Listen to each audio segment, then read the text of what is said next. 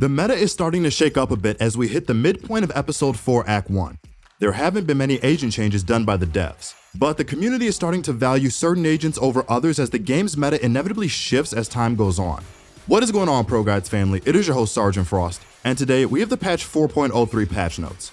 There are some interesting changes this time around that you'll definitely want to take note of. With that being said, let's head right into the video. At the top of our tier list this patch, we have Sova. Sova is king in the meta right now, as his utility is perfect for scouting out enemies on almost every single map except for Split and Fracture.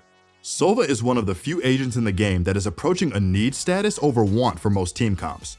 In higher elos, it's considered trolling if you're playing on a map that's one of Sova's best maps and your team doesn't pick him. Only a few agents have ever been able to boast having that kind of priority in the meta, so he is justified for being at the top of this tier list. If it weren't for Sova's utility, Astra would without a doubt be the highest ranked agent on this list. But if it weren't obvious for what she's known for, we have two words for you: crowd control.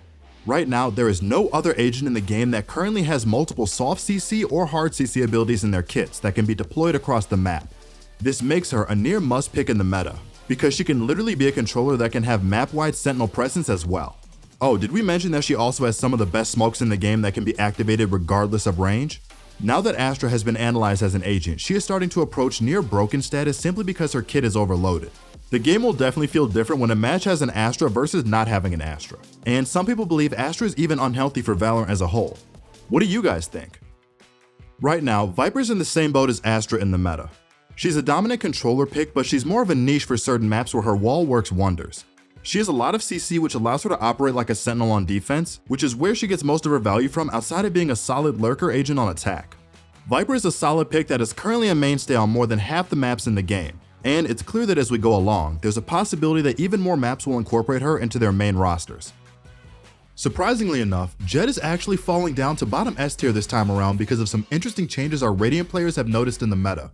With the release of Chamber, AWPers and aggressive sentinels alike have found a new agent that they can rely on to consistently make plays. Since a lot of teams have found Chamber to be a good substitute for the main AWPer, Jett's role has become more tooled towards being a strong entry rather than an AWP flex, which means Jett's role is no longer as uniquely strong as before like a Sova would have been. One other thing that has come as a result is something that we'll explain more about later, which is the fact that Raze synergizes really well with Chamber's utility. Because of these reasons, many teams and players have found more success running a Raze paired with Chamber for smaller maps, and Jett is becoming a lot less necessary. Jett is still the queen of duelists though, but other agents are starting to replace her in some cases. If you're a confident Jett player, then you can just as easily take over a map. Everything that makes Jett strong is still relevant, which is why she's still an S tier pick. But of course, to play Jett to her maximum potential, you need to have some solid aim to pair with it. If you're struggling to fine-tune your aim with Jett, then we recommend AimLab, the best free aim trainer available. AimLab has some Valorant created courses that will help you train for in-game situations that you will see on a daily basis. Just click the link in the description to get started today. Chamber is truly becoming meta right now, and as the meta shifts towards including him into most team comps, it seems like there are new synergies that fit better with Chamber. Chamber synergizes really well with Astra slows, stuns, and Raze grenades. His trips utility works really well with other agents' utility to deny sights. It's really hard to break into sight when you know a Chamber has his trip set up in a specific way to deny sight and stop rushes. Chamber also has the playstyle of Jett on defense, where he AWPs and has his TP set up to make sure he can always disappear in time when enemies start to contest him. Chamber is slowly starting to see his pick rate rise all across the board in ranked, and it's not too late for you to hop onto the Chamber hype train and pick him up now. We finally have to admit it, KO is starting to edge out Skye a little bit in the Initiator race. His presence is a lot more distinct now and people are starting to run him pretty confidently now. Now that the suppression secret is out of the bag and people realize how powerful it is, don't be surprised to see a lot more KOs popping up in ranked over time. A big portion of KO's power comes from his ultimate, which can completely turn an enemy team's plans upside down when he activates it. KO's abilities including his flash and grenade allow him to function as a semi-duelist, which gives him a lot more flexibility as an agent. KO has a lot of tools to counter an enemy's plans, and that makes him super valuable in the meta. For everyone who's been saying that Skye just doesn't hit the same anymore, you're right. KO and Sova have proven to be better options depending on what map you're playing on. Skye's power used to come from how broken her flashes used to be, when she could be a semi-duelist and pop flash around corners.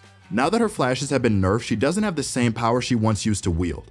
Skye's kit is still useful, especially since she has the best heal in the game, and her Tiger functions like a Sova drone that can scout out areas. She is useful, but her pick rate is slipping in favor of other agents.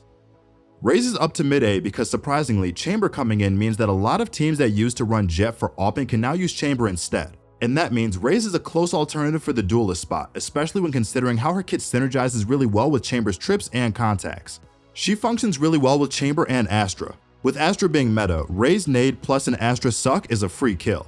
She also has a lot of good consistent tools to entry, which allows her to break open bomb sites quicker. Raze is starting to see a lot more play because she has proven to be a flexible agent that can deal boatloads of damage. If you're tired of running Jett and Reyna, definitely take her out for a spin. We have to admit, KJ has seen a significant drop in play recently, and it's not because she's just straight up bad.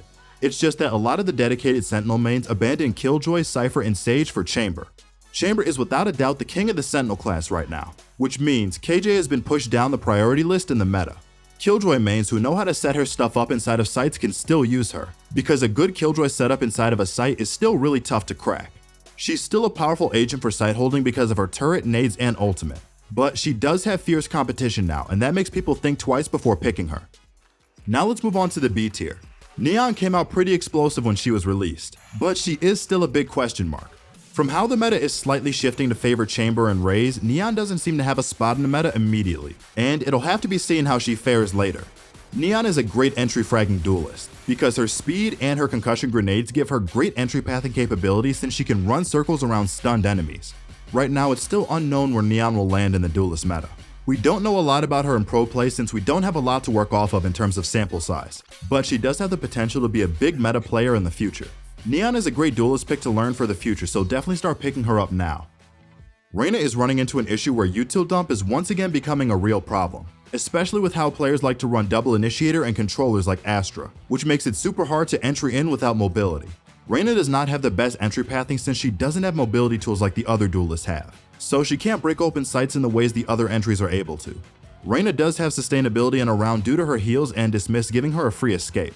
She's a great pick if you want to dominate a lesser team, but she isn't as optimal against equal or better competition. If you want an agent that's easy to carry a lower ranked team with below Diamond, Sage is a great pick.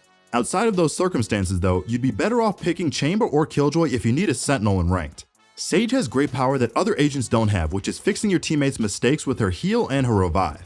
But she lacks info gathering, which is something all Sentinels have at this point in the game, so she's at an inherent disadvantage to the rest of the class. Sage can work well in the right hands and on the right map. It's just that you'd much rather be using any of the other Sentinels if your main priority is info gathering and straight up denying sight.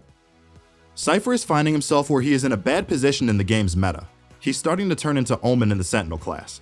The reason he's finding himself in this predicament is due to the fact that all the other Sentinels can do things that he can't. They all have more diversified kits outside of what he's capable of doing with his one-dimensional flank watch plus camera.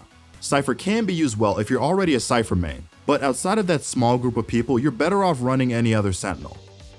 Breach has found use on Fracture in ranked and in pro play, but it's worth saying that he is absent from every other map. His utility is too compromising to his team for him to be a safe pick to use in solo queue. You're more often than not gonna flash or stun your teammates at the worst possible times, which will make him a hindrance to you winning the game. If you really want to trust the initiator pick, just pick one of the other three. One day, Omen will be great again, we know it. But until that day comes, Omen is falling down to the last spot in B tier. He's been outshined by Astra and Viper for a while now, and his kit lacks CC and damage utility, so it's hard justifying picking him over any other controller. Omen once was a good controller, so he really just needs some love from the devs to make him viable again. He's down bad right now, but hopefully he gets changed in the future. Now let's close it out with C tier. Brim right now is not in a good spot. He's not completely useless because he has great post-plant presence with his ultimate and molly lineups, and he does have really good smokes, but their limited range makes it hard for him to find value with them in practice while in game. But outside of those niche uses and positive benefits, he doesn't really have value anywhere else in his kit, which makes it hard justifying running him in the meta over the other controllers. Why is Phoenix struggling, you might ask? Well, there's a couple things that are ailing him as an agent. The first thing is he's a very generic agent with his kit, and he doesn't excel at one style of gameplay that complements his entry fragging playstyle. The second thing is that the other duelists seem to have found niches that they're uniquely good at, which makes Phoenix lower priority. And of course, there's also the fact that double duelists are not as popular anymore in the meta. Phoenix is straight up not having a good time right now in the current competitive meta. I swear, one day we're gonna get this Yoru rework, but until that day, he's riding high at the last spot on our tier list. But with that being said, Yoru is looking good from what we've seen so far from the devs teasing his rework. We will evaluate where he fits in the meta once that rework drops, but until then we wait patiently. And we hope that his rework will revitalize him as an agent and give us another viable duelist that won't be considered a troll pick anymore. And that concludes our patch 4.03 tier list. If you enjoyed this tier list, make sure to drop a like and subscribe to keep up to date with the latest Valorant news, updates, and guides. Also, make sure to check out our website for truly amazing on-demand coaching. This has been your host, Sergeant Frost, and good luck on the grind this act.